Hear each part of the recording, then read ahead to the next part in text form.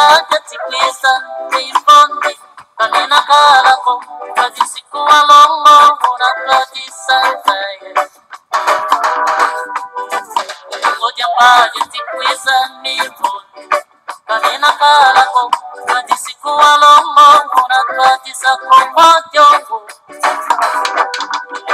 wamana konda siwa pasando wa moyo tangu sikapo tula pokoka poka yake kanaka kujita moyo kadikonga kujita moyo kadisumuna kujita moyo kadikonga kujita moyo kadisumuna kujita moyo kadikonga kujita moyo kadisumuna kujita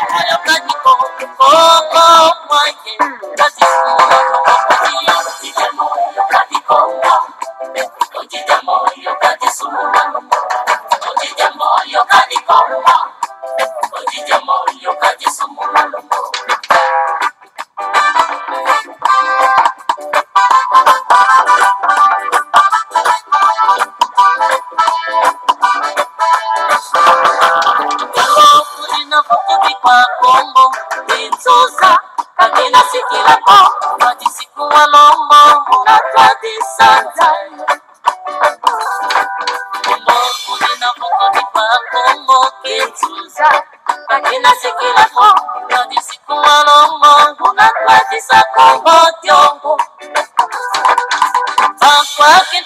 Babosiva sikwa basando bamoyo la música fotola foca yake kanaka kujita moyo kadikonga kujita moyo kadisumuna kujita moyo kadikonga kujita moyo kadisumuna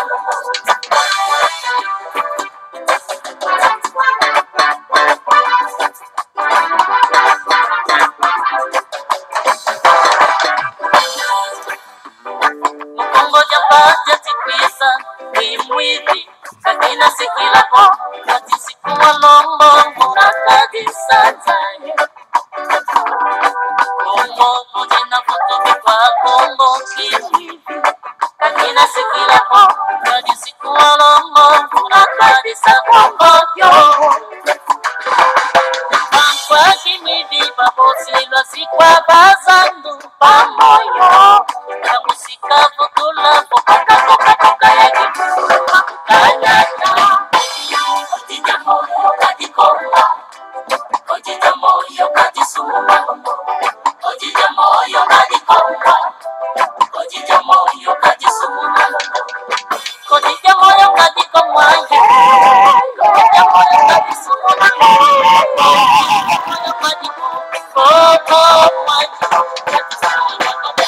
kujita moyo kadikonga kujita moyo kadisumuna kujita moyo kadikonga kujita moyo kadisumuna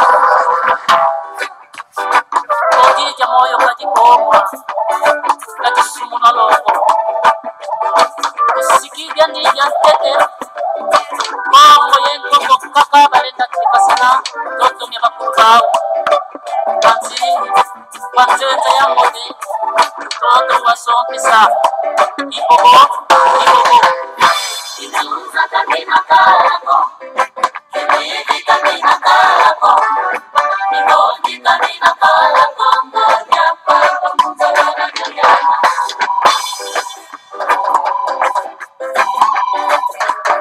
kongoja kamina kalako yoni pase kwena seko utapitu tumenzuzi ikanana kalako andolo lukulba muzawara nyayana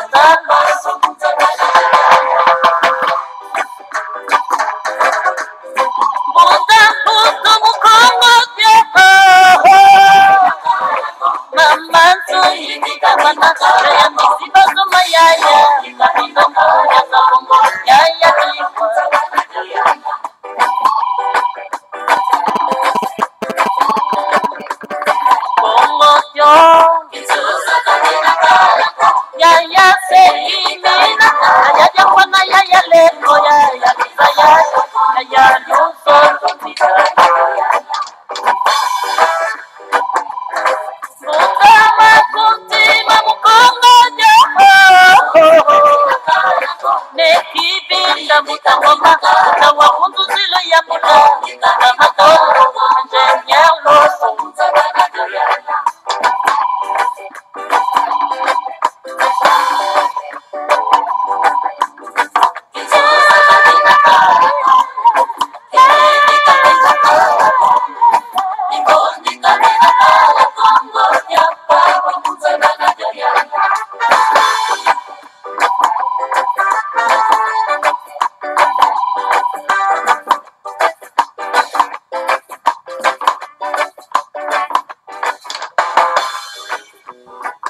Matondo mingi bamama batata bandeko balandi ya Congo bololo. En tout cas biso wana toye lisusu na tongo ya lelo. Lelo ezali mokolo mwa misato ya mposo bamama batata bandeko. Mokolo mwa zomi na mibale. Donc sanza ya zomi na mibale mobu ya koto mibale na zomi na mwambi. Tokomi bongo na ngonga ya libwa na miniti tukumi na motoba. Awa na kati na studio na bino. Studio na biso yenguduka monene ya bakulu. Na Congo bololo epapi tukena komata na ngomba kaila bamama batata bandeko. Ezali wabino mbuta bopele bobala elingi koloba malamu koloba. Toye lelo po tokwa kosakola. Kasi liboso tosakola topesi bino bayenge balosako pe bambote na bino banso epa wapi bino bobelemi solo pena na tongo ya lelo. Ça dépend na ngonga oyo yo oko récupérer solo pena en tout cas vidéo ya Congo bololo.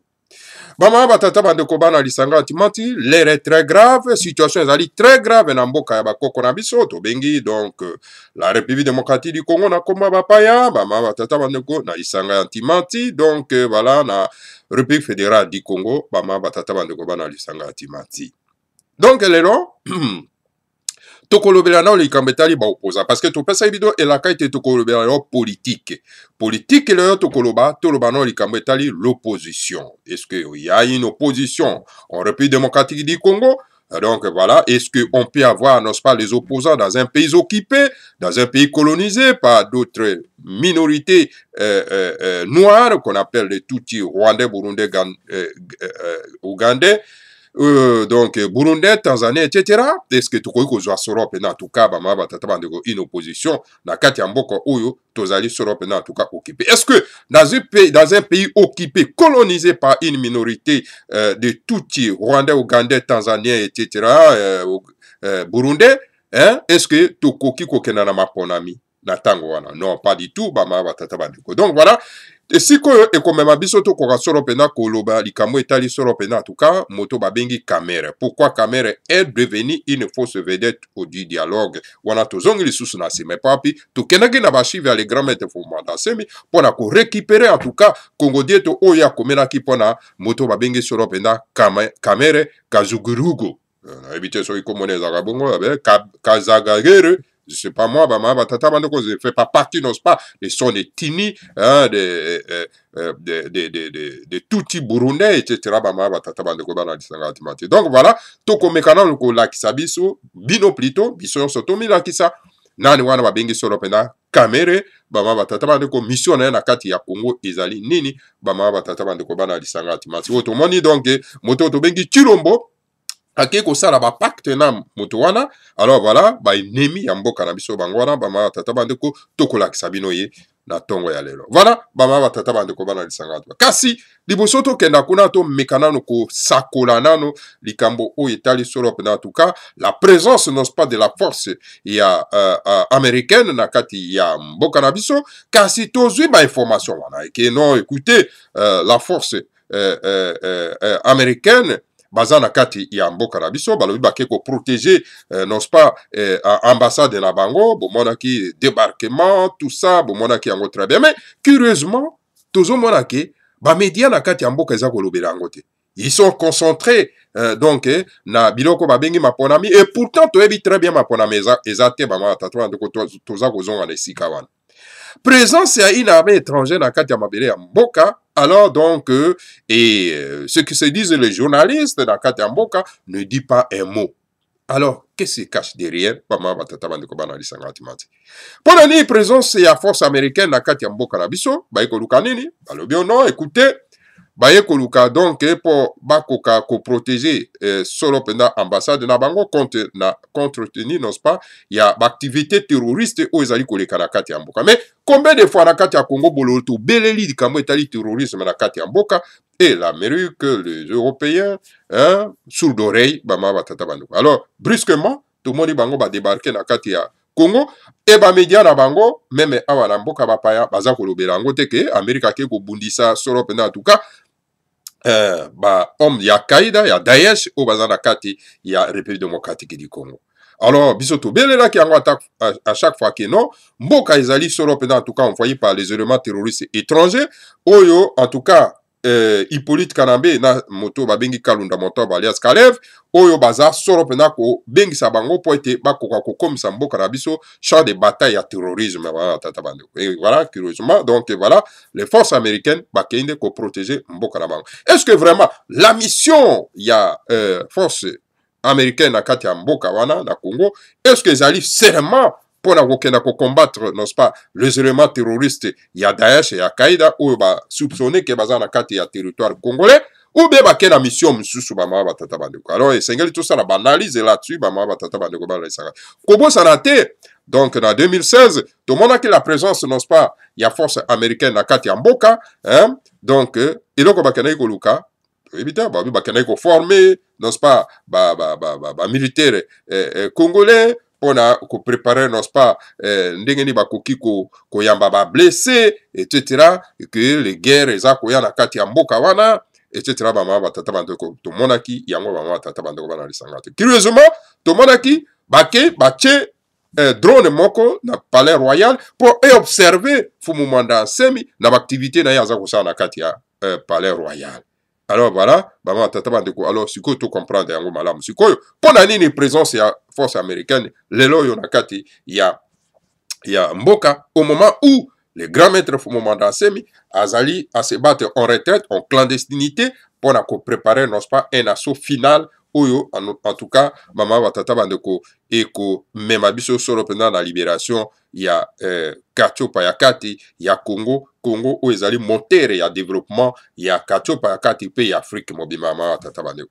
Alors en tout cas les sika wana esengeli to koka ko analyser situation ya présence ya force américaine. Est-ce que la présence ya force américaine eye pona kosunga biso bana somi ya mboka Congo pour to se débarrasser na colonisation ya noir sur noir ou ezali incarné par Hippolyte Kanambe na bande koné ba tuti Rwanda na kati ya mboka. Alors esengeli to koka ko analyser na sika wana. Et de l'autre côté bande kona biso bazako potana na ikambo etali maponami. Oh non, écoutez, toke na maponami, etc. Bama tata bandeko. Alors curieusement to moni kuna bato baza ba candidat bango wana bakomi ko empêcher bango même basala ba meeting na bango basala ba campagne na bango to lobaki na binoawa boza matoi mangbongi les grands maîtres Fumumanda Nsemi alobi à mettre reprise que Hippolyte Kanambe a organiser maponamité oyo ye akokende akosala yango te on ezali donc ba mascarade ya maponami baza kosala ba ma batata bando Hippolyte Kanambe akokenda na mboka wana pa un seul moyen, le soulèvement populaire. Et curieusement, bande konabiso o bazalaki même ba résistant, ba combattant, hein, o babande kolobaki non et sengeli to kenda na soulèvement populaire, to monaki ba Konde etc. qui parlait non pas ya soulèvement populaire, tozo mona bango ba kominde ko se rallier na ba opposant ya mascarade. O bazali solos à qui na cause Hippolyte Kanambe pona koluka ko légitimer pouvoir Hippolyte Kanambe baba tata bandeko bakomi ko rubande makamba maponami alors soulèvement populaire et longwe na minoko na bango tomoni bango lisusu bakomi de ko kenda ko postuler na ba ki député baba tata bandeko bana isangati manzi ce malheureux. Alors donc bana somi ya mboka Congo bazoye ba makambo baza ko luka te ba yebite eloko ni baza ko luka balingi mboka na bango te balingi mabeye na bango te balingi nde babenga na bango. Alors tous ces opposants to mona ki ba failo bakomi ko lela kuna na kati ya mboka Lubumbashi que non voilà baza ko empêcher biso to sala donc campagne électorale nana yebisi yo failo ki il y a les élections. Tango les sages bantou Fumumanda Nsemi azako yebisa bino ke mapona mezalité parce que il y a pas le 5e président na kati ya mboka wana. Donc la Kimbambala oyo ya babelge bacréa na kati ya mboka na biso esengeli epanzana. Est-ce que boza koyoka yango te? Tango les grands maîtres fumumandase baza kolobake na mokili ya molimo, il y a plusieurs drapeaux oyo eza kopepa na kati na République démocratique du Congo. Est-ce que boza koyoka yango te? Etikali tout simplement et se concrétiser et se réaliser na kati ya mosuni, c'est-à-dire que na mboka na biso. Alors bino boza ko bebisa énergie na bino pona ko se forcer boke na maponami na mboko ezali occupé. Qui vous dit que na kati ya mboko ezali occupé bakendaka na yango na maponami? Boza na kati ya mboka avec un sage qui vous donne des conseils. Oazo la kisabino, oazo mwana des andenge nini mboka wana ekozala. Ole boyoka ye, bino bozo yoka ba donateur na bino, bozo yoka donc ba konzi na bino, o bazali banda ba mabata. Donc vous êtes toujours des esclaves. Quand est-ce que vous allez sortir de l'esclavagisme occidental? Quand est-ce que vous allez sortir, n'est-ce pas, de l'esclavagisme mental? Et quand est-ce que vous allez sortir, n'est-ce pas, de l'esclavagisme spirituel? Oh, bozanango, bolingi kolongwate, baba, batatabane. Hein? Non, écoutez, nous n'avons pas les opposants dans ce pays. Nous n'avons pas les hommes politiques. Les grands maîtres pour moment dans ce mandat, reprise que donc, ba homme politique na kati ya mboka wana bazati. Nana yeba kiangote. Nana yoka kite. Alors, siko, voilà, bokolela na monoko ya mboka. Bokolela na monoko ya mboka. Bokomi na bango. Bino déjà kolela. Tala failo yewana. Aza kolela kuna. Kona. Ba empêcher ngai na sala donc campagne na en pleine campagne électorale baza ko empêcher ngai na sala donc campagne tala ba beti biso ba masasi les balles réelles tala ba bokeli biso ba mai ba bokeli biso ba gaz lacrymogène et okomi kolela na monoko ya mboka lokola mwasi okomi kobenga oh où est l'ONU où est ba pere ya ba démocratie okomi kolela monoko ya mboka. Alors ce que faut ezali ayo parce que olingi koyoka te ba ma batata bandeko bana lisangati ma il faut koyoka tango bozana kati ya mboka bozana sage na bino aza koyebisa bino makambo esengeli bolanda. Mais c'est pas parce que aza noir lokola bino bolinga komilinga na te bolinga ka te kondima moninga soka azali likolo. Alors, donc, voilà. Bokangi na bino maboko. Et voilà beaucoup les amonoko mboka mama tata bandeko. Donc, voilà. Mama tata bandeko bana lisangati mati. Donc, dans un pays occupé, je le dis et je le répète, bakenda kana maponami te. Le grand maître Fumandase malobi que Hippolyte Kanambe azali prêté pour organiser maponami. A organiser maponami te ya linga tikana na mboka wana libera. Et la seule option, oyo Hippolyte Kanambe a kokende, ezali, c'est-à-dire le soulèvement populaire. Galvanisons nos populations pour que to préparer bango na un soulèvement populaire, otoko boaka nyangala kata wana libanda wa tatabana. Tala mo sendi moko mo bimabo donc moi na tuti rwandais, alongwi kuna ko sala ba ventire na kati ya Congo, bino bokomi ko vénérer na kati ya mboka. Organiser bino mapona. Tala ndenga bebisi mboka, bozo mona te ka bebisi mboka. Tala ndenga pie mboka, bozo mona te ka pie mboka. Pona ni bozangi valeur. Pona ni bozangi nguyabo. Mo senzi moko boye vraiment ya ko régner na kati ya mboka bakoko na bino. Hein? Et vous bozo ko se mettre en colère te? Tala ba faux journalistes okolo ba Tambwe alias Eliezer. Des faux journalistes et des bandits. Des bandits lokola ba Eliezer Tambwe sont des bandits ba lokoso ya mbongo. Il dit qu'à mwana lokolo lopango. Mwana lokolo lopango. Hein? Est-ce que mwana lokolo lopango akoki kokenda kolobake bakenda na maponami na mopaya wa eko konza bango? Mwana lokolo lopango bundaka bitumba pona lopango na ye. Hein? Tokenda maponami tokenda koloba na parlement. De quel parlement? Parlement ya ba étranger.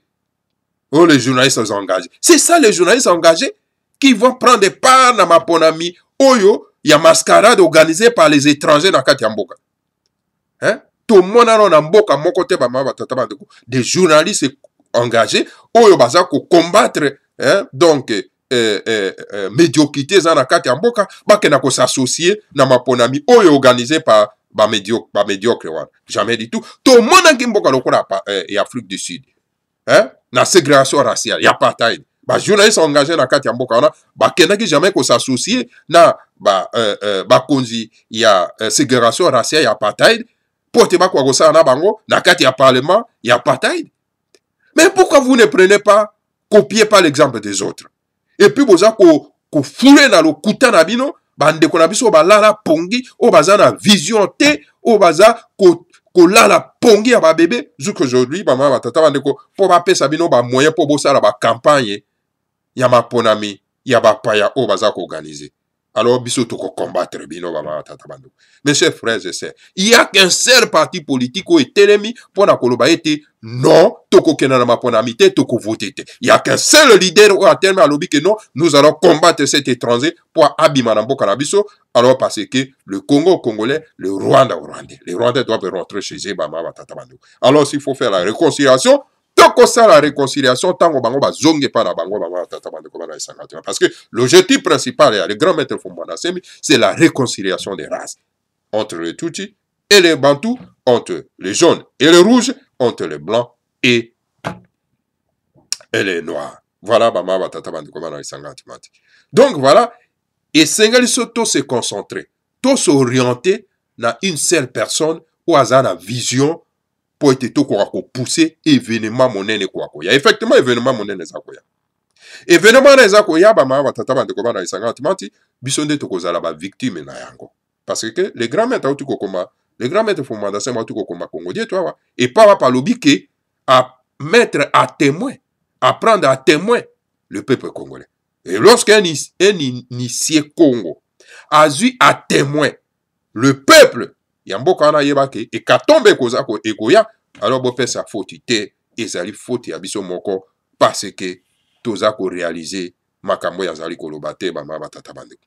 Voilà, bama batata bande ko bana isangati mati. Donc et sengeli sikoyo ezana no trop arrêté un peu de temps o ezako tika la po ete katombe ko akokwea alors donc voilà bama batata bande ko to tika ko accompagner bapaya wana mapona ya lokuta mapona mezalité. Tozala autour, il y a les grands maîtres Fumanda Semi pour un soulèvement populaire, pour un été tout bengana banguna oyo, ba paya oyo, ba mboa oyo, ba mama tata ba dekoba yiko bebisa mboka. Hein?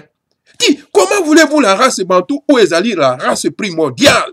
Et kokakokenda ko se soumettre na moi ba petit peuple muke lokola ba tuti rwandais, incarné par Hippolyte Kanambe, hein, ba Rubewa, ba Rwakagizo, et tous ces bandes de voyous na kati ya mboka mama tata ba dekoba. Et les journalistes qui sont censés, il y a qu'à dénoncer Biloko, Bakangi na bango minoko. Parce qu'ils aiment toujours l'argent, mboko, mbongo, kanyaka, maman tatabando. Alors, c'est ali grave, maman tatabando. Donc, voilà, maman tatabando ko. Wane zalaki, fuso en tout cas, moi, introduction, il y a sensibilisation, autokoi ko pesa bino, na likambo etali, maponami. Maponami, ekoi ko sale matin na kati ya mboka wana. Jamais. Suivons Bundu Diamayala avec le mot d'ordre Congo-Congolais, le Rwanda-Rwandais. Toko vote te, kota vota ko, toko vote te.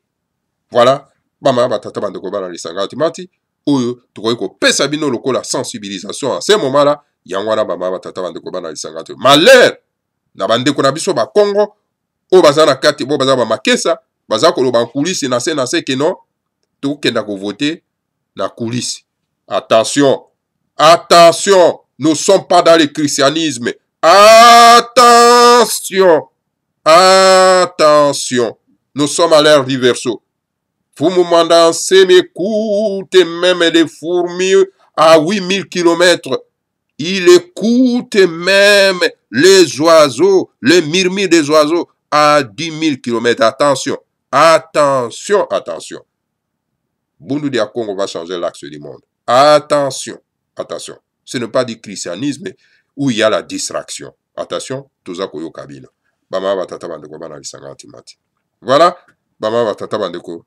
Donc, tous les canano na Congo dieto, tomika ko na ko analyser yango bama batata. Kasi liboso tous les canana Congo dieto bama batata bandeko, toyo canano moi lo yembo muke parce que balobi na biso na kati na bundu dia Congo était donc Chanter, c'est prier 3 fois. Voilà. Toyoka. Oh, tata nzambe mpukutu lelo. Dala kwetu bana b'Afrika. Asiti duye manema. Yambudanki tata. Ngatu vo yamutafila kanana. Vota kunabeka ni matata. Biza watululuka. Biza watulilandefi. Biza watulukisa. Kadi Afrika. Ninampasika ka. Tata nzambe. Tusila levo. Ukimbawu. Yekimba. Mukanda dia kongo kapola makondo londe mokolo muzai maikwa musuno nga mumbandu zanso aidikilanga teyeru kyaki wenda musimbanza kongo detidila wenda mumabata detidila pe wenda kukavinge kongo detidila Tata Zambia Kongo Dimbadilu Ghetto Masomo Makongole Mukila Tata Kana Vombe na Mapaki Kutupe Kana Vombe na Mandombe Bonsokala Nati Kulo Bado Wale Mukila Mo Kongo Deti Vindumu Kanga Fabombe Etima Wazala Kwa Manu Munade Kanipasiza ndisi vyokele kitezo Tata bandila pasiza kongo kwango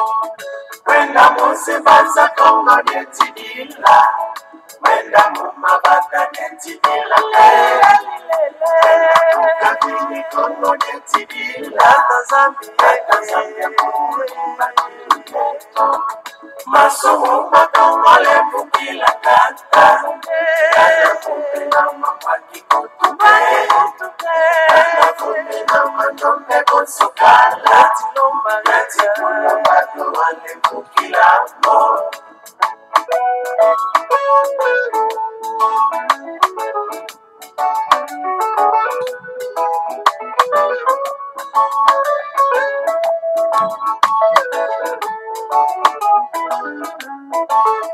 Uwa menga weti kumbanga kukongo Uwa mantanga mubumba wena pe Nyamyo neti dilanga wa kongo Tata bana kongo kusu ya runga Wenda musimbaza kongo neti dila Wenda mumabata neti dila pe Wenda kukabini kongo neti dila Tata Zambia kongo nibadilu ghetto Masomo makongole mukila tata Kana kumbe na mapaki kutupe Kana kumbe na mandombe konsukala Nati kulomba duwale mukila mo Tata futu muna kongo kunchabafa Yenze ngansinga mamunga kikole Kwanisa kongo vakyandu kya kitino Mokitima medo mina mumakana Wenda musimbaza kongo detidila Wenda mumabata detidila Wenda kukadini kongo detidila Tata Zambia kongo nibadilu ghetto Masomo makongole mukila kata Kana kumbe na mapaki kutupe Kana kumbe na mandombe konsukala Nati kulomba duwale mukila mo Gavana Tadiko Basuna Mbangen Tadidilendi Kukuka Ndunguluka katulombele konde Tata Zambia kadinge watufanga batutu ya Afrika Yenge watufana ntutwemi Ndungulu mabana b'Afrika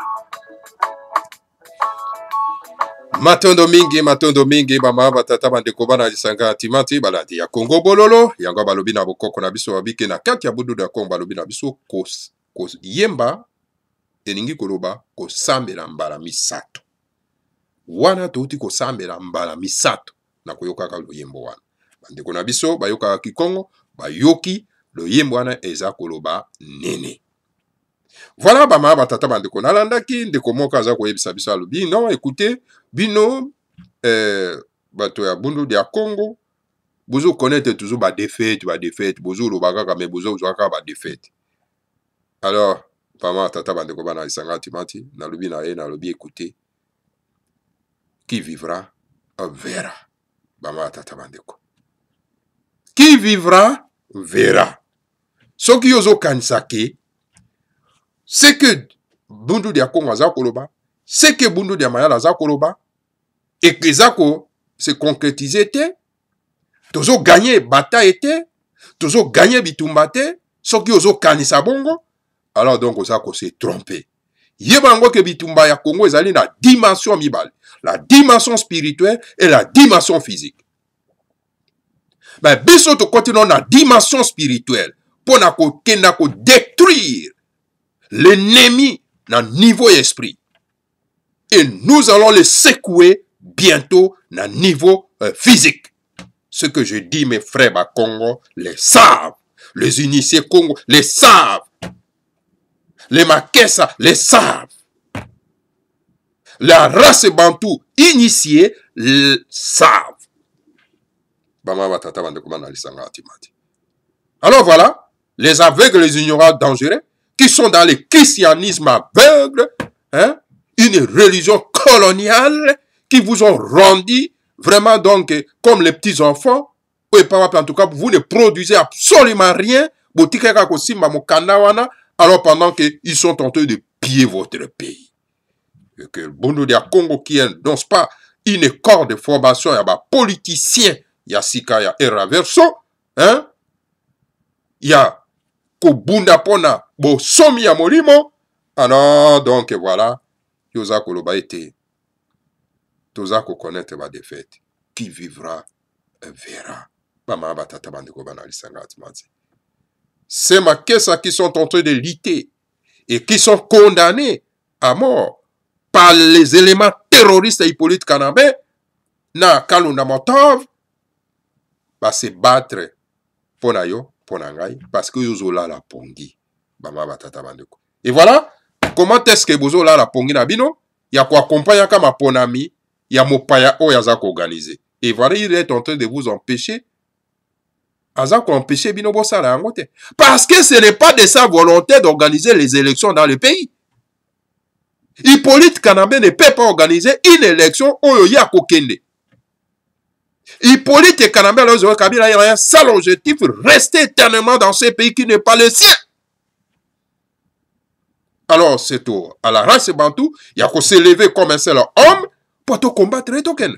Et ça c'est que Bamosusu, le grand maître Aouta Ikolobango, il faut mon mandat en semi. Bamosusu, va se sacrifier. Tarane Bamake, ça va sacrifier Bango. Qu'on condamne Bango à mort. Va se sacrifier pour la majorité à Bato. La minorité à Bato va se sacrifier pour la majorité à Bato. Et à la fin de compte, Boye Sukoyo Kobina, indépendant de Tcha-Tcha-Tcha, to Zuye. Banda que Bobanda qui Koboya Yang. Et là, non, c'est la même chose. Dans les grands maîtres Fumanda Semi, combattus par les terroristes Tutsi rwandais, ougandais, tanzaniens. Et alors, aucun homme politique ose dire, soutenir et défendre son absence au Tozo Monalelo. Aucun homme politique. Ils ont eu les consignes. Vous pouvez parler de tous les politiciens dans ces pays, mais sauf Fumanda Semi. Dans leur débat, ils ne parlent même pas de Fumanda Semi. Voilà l'ingratitude. Voilà la bozoberie. Voilà l'escroquerie. Voilà Babitumbe Moko Bonakati Amboka Maratatamana. Votre frère de race qui se lève pour se battre pour une vision globale, Yamboka, et maltraité, malmené par les étrangers, un groupe d'étrangers. Et vous êtes même incapable de dénoncer, n'est-ce pas, ces étrangers-là. Vous êtes incapable de dire que vous, Hippolyte Kanambe, le pays ne t'appartient pas. Tu es un étranger, tout Rwandais, tu dois rentrer avec tes groupes chez toi. Alors donc, Okoyoka Bango Kaka, Joseph Kabila, avec son phono. Voilà les politiques aériens congolais. Et je dis à toute la race bantou, au Bazali éveillé, de se lever comme un seul homme, avec le Makessa Mabundu de Congo, avec Bundu de Congo, avec Bundu de Mayara, pour découdre une fois pour toutes avec ce groupe d'individus venus d'ailleurs et avec tous les collaborateurs congolais qui collaborent avec ces étrangers pour détruire les pays. Voilà le mot d'ordre. Bon, ils ont trop arrêté dans ma goya mama tata bandeko. Tokena no tota na likambo ya moto babengi Kamere. Voilà ce qu'a écrit le grand maître Fumada C. Moto babengi Tshilo Makeko collaborer na moto babengi Kamere. Azo benga yebo kilo. Parce que yabala mwasi ya tuchi. Alors il fallait qu'on collabore na mopaya pour ya détruire. Bokozwa bokonzi. Na kati mboka bala. Yo Tshilo mo. Tu vas voir ce qui va t'arriver. Les dieux ancestraux sont en ébullition et en colère. Pourquoi Kamere est devenue une fausse vedette du dialogue? Tant que le dialogue est salé, qui va pourquoi on a une caméra comme qui vedette dans le dialogue? Toyoka. Et donc on y faut mandat c'est mal combien. Francis Kalombo de la majorité présidentielle n'a jamais cessé de le dire que Kamere n'est pas un opposant. C'est l'homme d'Hippolyte Kanambe alias José Kabila numéro 1. C'est une top d'Hippolyte Kanambe alias José Kabila envoyé à l'opposition pour aller fouer l'opposition. Idem pour ce qu'on appelle José Makila Mbaka. Ya game na bama batata bandeko mo senji. Moto ala la kana likolo abanjete. Bama batata bandeko bana lisanga timati. Hein? Azana civilisation te. Donc voilà, Francis Kalombo. Oyo azalaki na kati ya majorité président comme koloba mbanga ebele awa. Hein? Abana koloba ngo tango iso ete. Moto babengi Kamere. Hein? Donc azali na ye opposant te. Azali moto Hippolyte Kanambe. Hein? Ye asalaka mosala na Hippolyte Kanambe. Yango batindaki na opposition mpona ete akoka solo penda ko bebisa opposition. Yena moto babengi José Makila parce que José Makila bala mwana ndeko ya Kamere. Baba tata bande. Ce sont des criminels, des terroristes. Écoutez bande ko na biso bazana Équateur. Si vous voyez cet homme là qu'on appelle Makila. Bozana makula na mboka te. Il faut que l'on. Cet homme qu'on ne peut pas voir Nabiso Nabiso parce que c'était un assassin criminel terroriste. José Makila. Un voleur, un voyou. Est-ce qu'on a besoin d'un voyou? Azo Kenako circuler pas Nabino Kuna na Gemena. Mbaka wana, c'est un Mbaka, non? Alors, Bangombe, Bazali Kuna na Isara, et c'est un beau civilisé Batouan. Voilà, maman, tata. Mais Kamere est resté l'homme numéro 1 de Hippolyte Kanambe, alias José Kabila, pour les récompenser d'avoir bien joué sa comédie à l'opposition. Hippolyte Kanambe, alias José Kabila, veut maintenant en faire son premier ministre en se moquant vraiment du peuple congolais. Vous m'avez dit quoi? Hein? Kamere, oyo, atikara numéro 1 ya Hippolyte Kanambe, alias José Kabila. Pour dire, écoutez, Hippolyte Kanambe a récompensé pour la mosala yo asali ya bien ya ko jouer comédie na kati ya opposition. Bon mon ate Kamere et si quand surtout opposition il faut que no côté si ka basali ba yo kokota ba yawa na nini na chose na Genève va dernièrement aya koti partout azala kana. Donc azali satellite ya Hippolyte Kanambe ba ma batata bandeko. Voilà. Hippolyte Kanambe alias José Kabila. Donc Kamere nde espion na bango. Donc satellite na bango na tatabana. Donc bazako se monter na peuple congolais comme ça. Lobby de pesa lobaki te ke awa ke Kamere c'était rwandais. Mais tala sikoyo le même IDPS a commis kozala allié na Kamere. Est-ce que bateau vraiment bazako raisonner? Ils réfléchissent. Vous savez qui est Hippolyte Kanambe réellement? Qui est Hippolyte Kanambe alias José Kabila? On lui ajoute un Kamere, premier ministre de son État, on se moque vraiment du peuple congolais de l'Ouest. Pourquoi la Belgique, la France, les ISA veulent cautionner la République démocratique du Congo? Est-ce que Bino Boyebi Hippolyte Kanambe réellement? Hippolyte Kanambe là, Joseph Kabila, Boyebi réellement. Et Zoua Sikoyo, oh, Zoaïsou Kamero Tia wana comme premier ministre, c'est-à-dire un tout petit Rwandais, ou un tout petit Burundais, Moussou Tia na kati wana, donc Boka Ekoma Kotambu Samakaka na Batuti. Mais pour la nini, vraiment, les États-Unis, na Union européenne, na Belgique, na France, balingi penda donc, ba cautionner la République démocratique, ba comme ça République démocratique du Congo kola esika moko ya banyangala kata ndenge ni bama batata bandeko bana lisanga atimati. Hein? Pona nini comme ça? Pona nini? Alors donc, esengeli vraiment bandeko na biso tokoka solo pena en tout cas kofungola miso na esika we. Donc c'est là parce que ce sont des trois pays de l'Occident qui sont derrière tout cela. Voilà.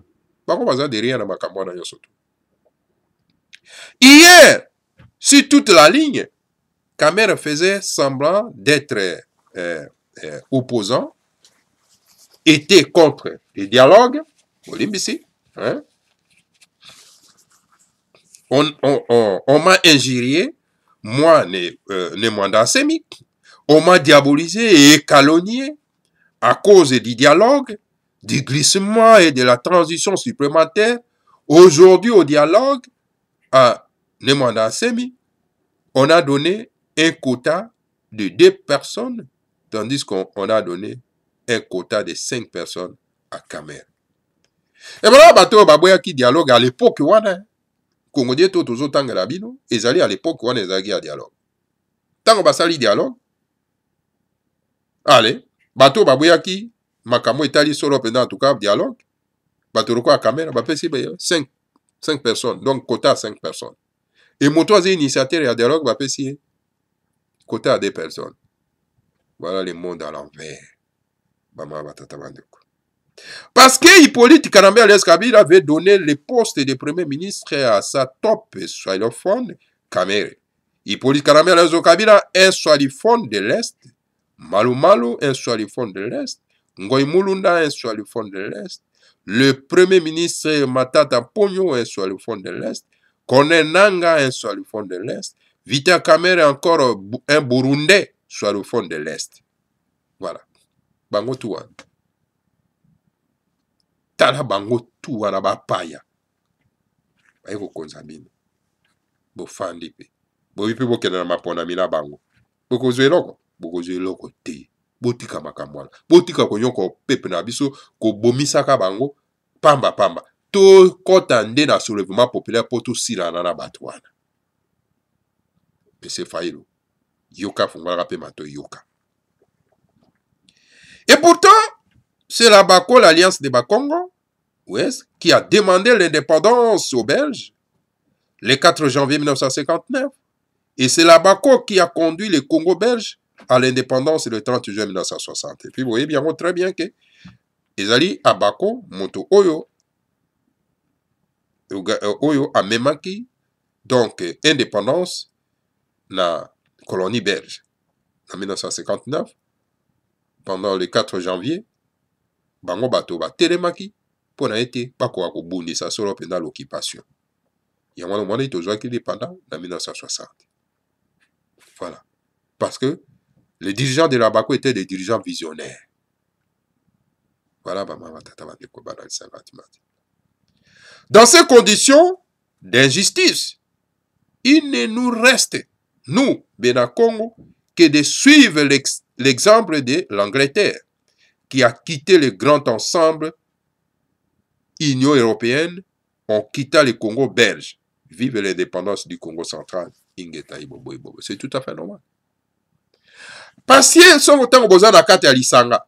Et l'injustice règne. La carte à l'Isanga. Peuple Monsous Bazali léger. Hein? Bazako se retrouve. À ce moment-là, solution est alignée. Il faut qu'on se retire dans la carte à l'Isanga parce que Bazako se retrouve. Et il faut opter. Na nini? Na indépendance. Pour être beaucoup à Kostamu Samboka na bino, bino moko. C'est légitime. Maman batata bande. Hein? Et ça te que bozo souffrir, bato moso bazo faire souffrir bino, bino mika to fanda kaka. To fanda kaka nana lingana mokila souffra kama na kapazi. Non, écoutez, les Bangala, si vous souffrez, à cause de cette minorité, tout Rwanda ba iko konzabino, oyo ba swahilophones baza ko accompagner, alors il faut qu'on se retire et nous demandons l'indépendance de la Mongala. Et vous les Congo, du Congo central, ceux qui besoin mona que bozali léger, besoin souffrir à cause de cette minorité tout Rwanda ba iko coloniser biso et soutenu par les swahilophones, il faut proclamer l'indépendance. C'est tout. C'est la seule option. Moto moko ta yana mokila souffrir. Bazo pied mboka. Tande bazo pied. Tande bazo kuiba kita. Hein? Et ba collabo baza ko accompagner. Ba pa yawana ba iba mboka ba bebisa mboka. Alors il faut bato na bato ba kima na onanda ko na bango pour te ba ko protéger ma be na bango.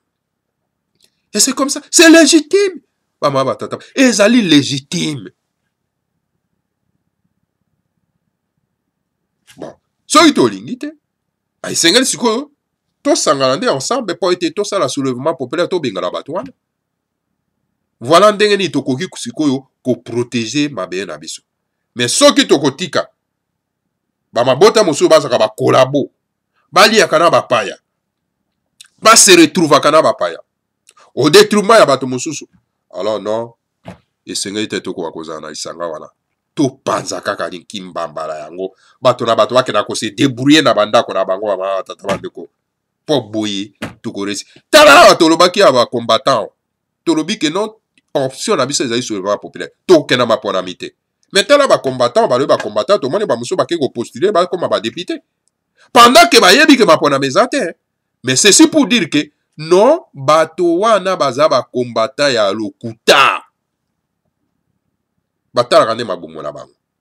Omoni ba journaliste ba ndai koloba makelele ya wenze. Batambo alias Eliezer, ba ndai koloba makelele ya wenze awa. Bango na ba ke postuler. Bande kona biso pe ya mokila poto bazo tinde ya bango ba moyen po te basa la campagne. Boza ba bitumbe bino. Boza na kati ya mokila poto boza ba bitumbe. Oui, bibi tout mais n'ingolo ane, ba handicapé physique. Vous avez handicapé? Hein? Moto azo bundela libumu na ye po asala po na libota na ye, bino bozo sunga ye. Et donc on y a qu'on olobe abino na parlement ya occupation. Qu'est-ce que Tambwe alias Eliezer a kokenda kolobe abino na parlement ya occupation? Lui qui lutte pour son propre intérêt à lui. Hein? Non. Réveillez-vous, Bama Batata Bandeko. Il est temps. Voilà, Bama Batata Bandeko Bana Lisa Kantimati. Oyo, na memela ki na nobino na mokolo malero, yango wana, na cadre ya mobilisation, sensibilisation. De côté na bino barasi. Toujours na Congo Bolo. Ah, eza Congo Bolo, ah, eza Congo sous qualité. Partagez et abonnez-vous massivement na carte ya Congo Bololo. Parce que c'est le seul endroit où ils ont sabino bo sembo vérité, où ils ont sabino les informations ya ko lamu sabino, bama batata bande où toza ko zwango à travers les grands maîtres fondaments semi, où peut toza ko relier bino yango. C'est la seule chaîne où ils ont ko transmettre les messages ya kwa tulendo fumu mwanda semi. Bukondi mango mikomo zako ya. Les grands maîtres atika ko lobangote. Alors, qui vivra verra. Tukutala minona masango, nani oeza makasi bama tataba. Lorsqu'un initié Congo dit ça, il faut s'attendre. Na hécatombe. Bama tataba de kobana les 50 mati. Voilà. Tokobela suka. Tokuta na bino mbala asim. Si 3 fois 2 vera doka chopa.com. Na Congo Bololo. Et pas pito mataka na ngoma akaila. Voilà, que le Seigneur la Congo vous bénisse tous, bénisse Fumba Dasemi et bénisse la République fédérale du Congo, Ingeta, Ibobo, Ibobo.